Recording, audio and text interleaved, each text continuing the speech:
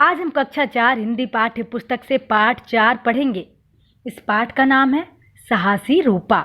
यानी साहसी मतलब होता है हिम्मती, दिलेर। इस पाठ को पढ़ने से पहले हम इस पाठ से परिचय कर लेते हैं। इस पाठ में एक शर्मीली लड़की की साहस कथा बताई गई है जो अपनी सहपाठिन की जान बचाती है। सहपाठिन यानी होता है साथ में पढ़ने वाली या साथ में पढ़ने वाला।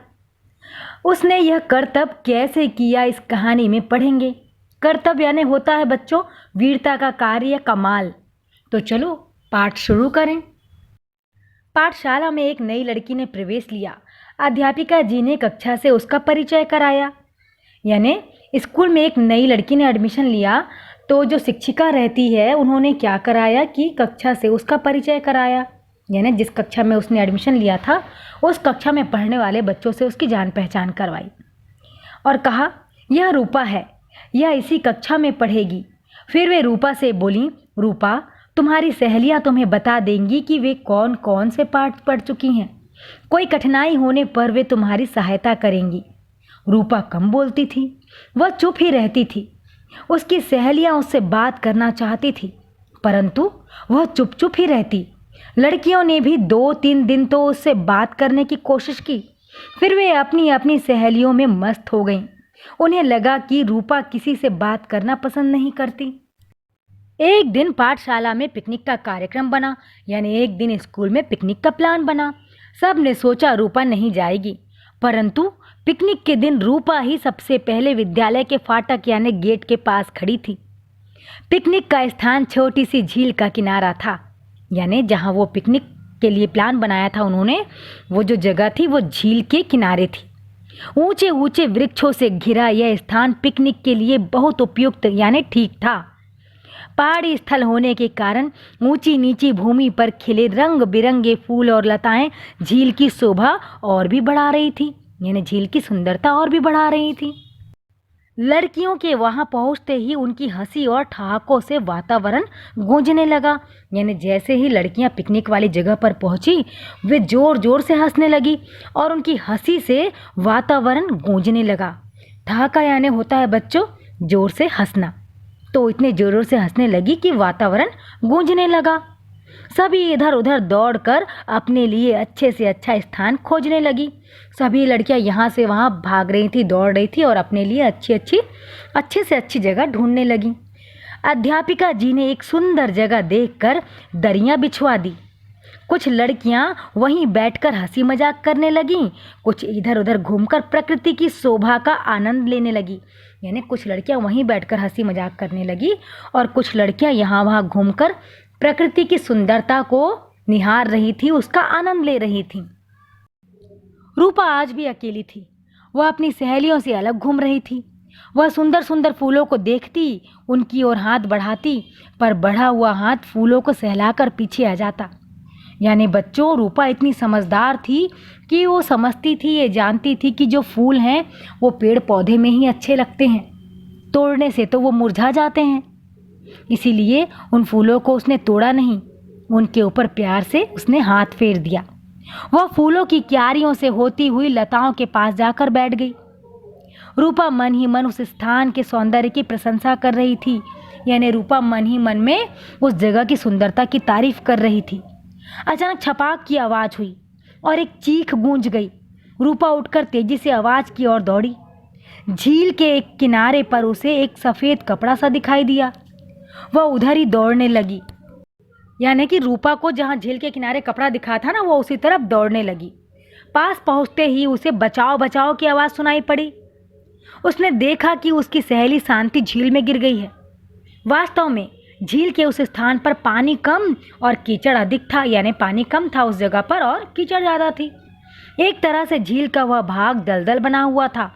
दलदल यानी बच्चों कीचड़ से भरी जमीन। तो वो जो भाग था झील का वो कीचड़ से भरा हुआ था, उसे दलदल कहते हैं। और लोग उस तरफ बहुत कम जाते थे क्योंकि वो दलदल वाली जगह थी। रूपा ने जोर से आवाज लगाई, बचाओ बचाओ। उसने शांति से कहा, तुम धैर्य पूर्वक खड़ी रहो, यानी तुम धीरज धर के खड़ी रहो, अभी मैं किसी को बुला लाती हूँ। परंतु शांति हाथ पांव पटक रही थी। इससे वह कीचड़ में और भी धंसती जा रही थी। रूपा ने एक क्षण कुछ सोचा, यानी रूपा ने एक पल के लिए कुछ सोचा और वह अपने थैले में से फल काटने का चाकू लेकर पास की लता को जल्दी जल्दी काटने लगी। बच्चों, जो दलदल वाली जगह रहती है ना, बहुत ही खतरनाक होती है। उसमें इंसान गिरे चाहे जानवर गिरे, जो भी गिरता है उसमें नीचे की ओर धीरे धीरे धंसते ही जाता है, उसकी बचने की कोई उम्मीद नहीं रहती। तो रूपा ने जैसे ही देखा तो एक पल के लिए तुरंत सोचने लगी वो, और तुरंत दौड़ के अपने थैले में से फल काटने वाला उसने चाकू निकाला, और जो फूलों की बेला होती है वो बहुत मजबूत होती है, तो उसने जल्दी जल्दी फूलों की जो बेला होती है उसको काटने लगी। जैसे ही लता कटी, उसने जोर से शांति की ओर फेंका। उसे चिल्लाई, इसे पकड़ लो शांति, इसे दोनों हाथों से कसकर पकड़ लो। शांति ने लता पकड़ ली और कीचड़ में पाँव मारने लगी। रूपा ने कहा, इसे पकड़े रहो, पाँव मत मारो, मैं तुम्हें धीरे धीरे अपनी तरफ खींचूंगी। रूपा लता को अपनी ओर खींचने लगी। उसके हाथ जगह जगह से कट रहे थे, उसका कुर्ता भी फट गया था, परंतु उसने किसी बात की परवाह न की। शांति को बाहर लाना कोई आसान काम न था, यानी शांति को दलदल में से बाहर निकालना कोई सरल काम नहीं था। पर रूपा ने हिम्मत नहीं हारी और धीरे धीरे उसे खींचती रही। शांति को भी अब अपने बचने की आशा हो गई, यानी उसे ये भरोसा हो गया, उम्मीद हो गई कि अब मैं बच जाऊंगी। वह धैर्य से लता को पकड़े रही और आगे बढ़ती गई। बीच बीच में रूपा बचाओ बचाओ भी चिल्लाती रही। लोगों ने बचाओ बचाओ की आवाज़ सुनी तो वे उधर दौड़े। रूपा बहुत थक चुकी थी, उसके शरीर से पसीना बह रहा था, उसका मुंह लाल हो रहा था, पर भी वह लता को खींचे जा रही थी। उसी समय अध्यापिका तथा झील का एक चौकीदार वहां पहुंच गए। उन्होंने रूपा के हाथों से लता ले ली और शांति को खींचने लगे। शांति कीचड़ से निकल आई और घिसटती हुई सूखी जमीन पर आ पड़ी। रूपा बेहोश हो गई। क्योंकि रूपा थक गई थी, इसीलिए रूपा बेहोश हो गई थी। इतने में अन्य लड़कियां वहां पहुंच गईं। रूपा के मुंह पर पानी के छींटे मारे गए, वह होश में आ गई। शांति का शरीर कीचड़ से लथपथ था, यानी कीचड़ से सना हुआ था, कीचड़ से भिड़ा हुआ था। उसे भी कई खरोंचें लगी थीं, पर वह होश में थी। शांति सबको पूरी बात बता रही थी और सभी लड़कियां रूपा को प्रशंसा यानी होता है बच्चों तारीफ भरी दृष्टि से देख रही थी। अध्यापिका जी ने रूपा की पीठ थपथपाई। शांति ने उसको धन्यवाद देते हुए कहा, आज तुम न होती तो मैं अपने प्राणों से हाथ धो बैठती। हम तुम्हें अभिमानी यानी घमंडी समझती थी, पर तुम तो सच्ची मित्र निकली। रूपा ने शर्माते हुए कहा, नहीं नहीं, ऐसा नहीं है, मुझे किसी से भी बात करने में संकोच होता है। संकोच यानी बच्चों सकुचाहट यानी हिचकिचाहट। संकोच यानी होता है सकुचाहट या हिचकिचाहट। तो रूपा कहती है कि मुझे किस से बात करने में हिचकिचाहट होती है। तभी एक लड़की बोल उठी, हाँ, अब हम तुम्हें अभिमानी नहीं शर्मीली कहा करेंगी। सभी लड़कियां ठहाका मारकर यानी जोर जोर से हंसने लगी और वातावरण में फिर से प्रसन्नता छा गई। ये पाठ यहाँ पर समाप्त होता है। इस पाठ से हमको शिक्षा मिलती है कि हम कहीं भी जाएं तो सावधानी से जाएं और सावधानी बरतें एवं मुसीबत में धैर्य और बुद्धि से काम लें एवं हमें अपने सामर्थ्य के अनुसार लोगों की मदद जरूर करना चाहिए। अब हम चलते हैं इस पाठ में दिए गए शब्दार्थ की ओर। प्रवेश लेना यानी दाखिला लेना, भर्ती होना। सहपाठिनी यानी साथ पढ़ने वाली लड़कियां। ठहाका यानी जोर की हंसी। घमंडी यानी अभिमानी। सौंदर्य यानी सुंदरता। यहाँ कुछ शब्दों के अर्थ नहीं लिखे हैं, उन्हें चौखाने में से छाट कर लिखो। धैर्य, धैर्य का मतलब होता है धीरज। लथपथ यानी सना हुआ। संकोच यानी सकुचाना। दलदल यानी गीली कीचड़ से भरी जमीन। प्रशंसा यानी तारीफ, बड़ाई। अब हम चलते हैं इस पाठ में दिए गए प्रश्न और अभ्यास की ओर। प्रश्न 1 है, कहानी पढ़कर रूपा के बारे में अपने शब्दों में लिखो। तो चलो बच्चों लिखते हैं। रूपा कम बोलती थी, सच्ची मित्र थी, दूसरों से बात करने में उसे संकोच होता था। उसने मुसीबत में धैर्य और बुद्धि से काम लिया। वह साहसी लड़की थी। प्रश्न 2 है, रूपा को साहसी क्यों कहा गया? तो इसका उत्तर है, रूपा ने शांति को झील के दलदल वाले भाग से साहस से बाहर निकाला, इसलिए रूपा को साहसी लड़की कहा गया। प्रश्न 3 है, रूपा का बढ़ा हुआ हाथ फूलों को सहलाकर वापस पीछे क्यों आ जाता था? तो इसका उत्तर है बच्चों, रूपा का बढ़ा हुआ हाथ फूलों को सहलाकर वापस पीछे इसीलिए आ जाता था क्योंकि रूपा ये जानती थी कि फूल पेड़ों पर, पौधों पर ही अच्छे लगते हैं। फूल को तोड़ने पर वो कुछ देर में मुरझा जाते हैं, इसीलिए वो अपना हाथ पीछे कर लेती थी। प्रश्न 4 है, यदि तुम रूपा के स्थान पर होते तो शांति की किस प्रकार मदद करते? बच्चों, इसका उत्तर आपको स्वयं देना है, और यदि मैं इसका उत्तर देना चाहूँगी तो जैसा रूपा ने किया वैसा मैं भी करती, शांति की मदद करने के लिए। प्रश्न 5 है, पिकनिक पर जाते समय हमें क्या विशेष सावधानियां बरतनी चाहिए? तो इसका उत्तर है, पिकनिक पर जाते समय हमें अपने साथियों के साथ ही रहना चाहिए और खतरों वाले स्थान पर अकेले नहीं जाना चाहिए। प्रश्न 6 है, तुम पिकनिक किस मौसम में जाना चाहोगे और क्यों? तो बच्चों, इसका उत्तर आपको स्वयं देना है कि आप पिकनिक किस मौसम में और क्यों जाना चाहोगे। अब हम चलते हैं भाषा तत्व और व्याकरण की ओर। आओ पढ़ें, समझें और लिखें। कुछ शब्द ऐसे होते हैं जो वाक्यांश के लिए प्रयोग किए जाते हैं, जैसे जो मांस खाता है उसे मांसाहारी कहते हैं। तो ठीक इसी तरह प्रश्न 1 दिया हुआ है हमको, नीचे दिए गए वाक्यांशों के लिए एक एक शब्द लिखो। तो चलो लिखें। जो फल खाता हो तो उसे कहते हैं फलाहारी। साथ पढ़ने वाली सहपाठिन। जिसको होश ना हो बेहोश। जिसे बहुत अभिमान हो अभिमानी। जिसका मूल्य आंका ना जा सके अमूल्य। प्रश्न 2 है, इन शब्दों को वर्णमाला के क्रम में लिखो। बच्चों, यहाँ पर जो हमको शब्द दिए गए हैं इनको हमको वर्णमाला यानी कि अ से लेकर ज्ञानी के ज्ञा तक जो अक्षर होते हैं इनके क्रम के अनुसार हमको जमाना है।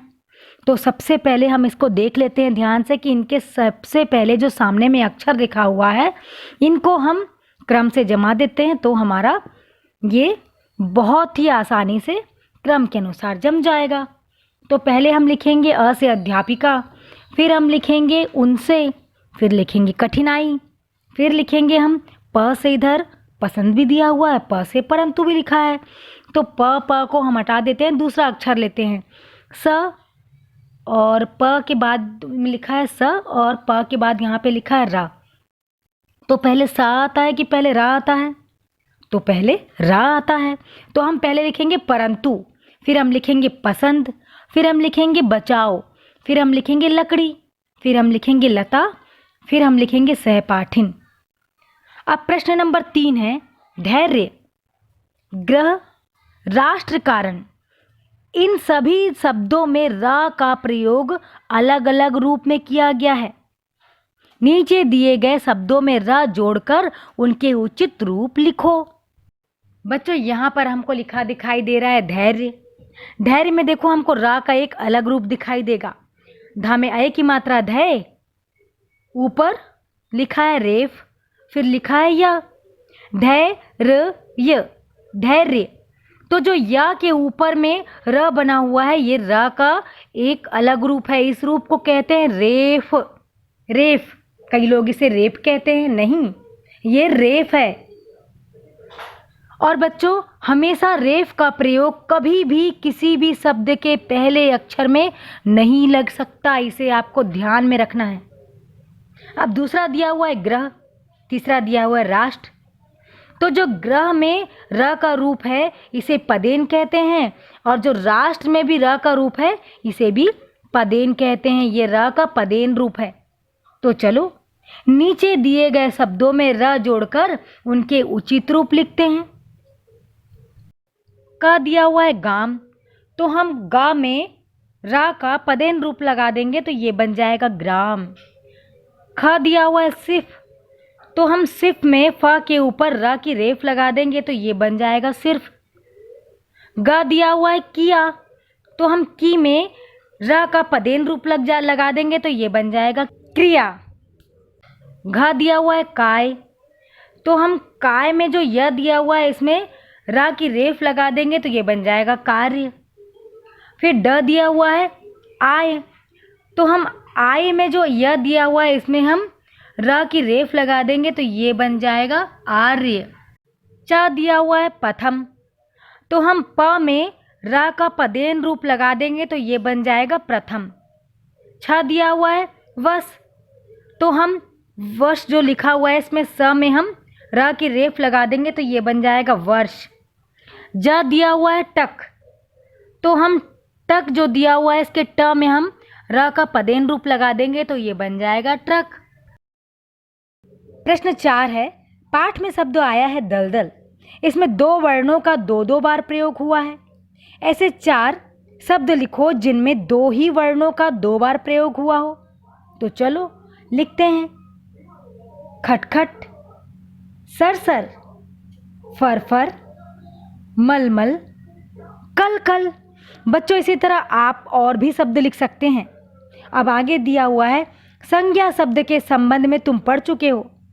व्यक्ति विशेष या स्थान विशेष का नाम बताने वाली संज्ञाओं को व्यक्तिवाचक संज्ञा कहते हैं, जैसे रमेश, शीला, ताजमहल, मुंबई आदि। किसी जाति को बताने वाली संज्ञा को जातिवाचक संज्ञा कहते हैं, जैसे झील, पाठशाला, लड़की आदि। तो प्रश्न 6 है, इस पाठ में से व्यक्तिवाचक और जातिवाचक संज्ञाएं छांट कर लिखो। तो चलो पहले व्यक्तिवाचक लिखते हैं। रूपा, शांति, पहाड़ी, दलदल। अब हम लिखेंगे जातिवाचक संज्ञाएं। झील, पाठशाला, लड़की, अध्यापिका। अब आगे है योग्यता विस्तार। हमारे चेहरे के भाव बदलते रहते हैं। नीचे बने चेहरों को देखो और उनमें किस प्रकार का भाव प्रकट हो रहा है उनके सामने लिखो। हंसता हुआ, गुस्से में, रोता हुआ, डर का भाव। तो चलो बच्चों, यहाँ पर आपको जो चित्र दिखाई दे रहे हैं, इन चित्रों में कौन सा चित्र कौन सा भाव प्रकट कर रहा है इसे लिखें। पहला जो चित्र बना हुआ है, इस चित्र में रोता हुआ भाव प्रकट हो रहा है तो हम इधर लिखेंगे रोता हुआ। दूसरे में लड़की जो है हंस रही है तो यहाँ पे हंसता हुआ भाव प्रकट हो रहा है। तीसरे चित्र में लड़का जो है गुस्से में है तो यहाँ पे हम लिखेंगे गुस्से में। चौथे चित्र में जो है, इस चित्र में डर का भाव प्रकट हो रहा है तो हम यहाँ पर लिखेंगे डर का भाव। तो बच्चों, ये पाठ यहाँ पर आपका समाप्त होता है। आप इस पाठ में दिए गए शब्दार्थों को याद करिए और लिखिए। और हाँ, इस वीडियो को अच्छी तरह से सुनिए, क्योंकि आप सुनेंगे तो आप आसानी से समझ जाएंगे, और समझ जाएंगे तो आपको प्रश्नों के उत्तर याद करने की ज़रूरत नहीं पड़ेगी। तो बच्चों, इस पाठ में दिए गए शब्दार्थों को और प्रश्नों और अभ्यास को अपनी नोटबुक में आपको कंप्लीट करना है और याद भी करना है। अब हम मिलेंगे अगले पाठ के साथ अगले वीडियो में।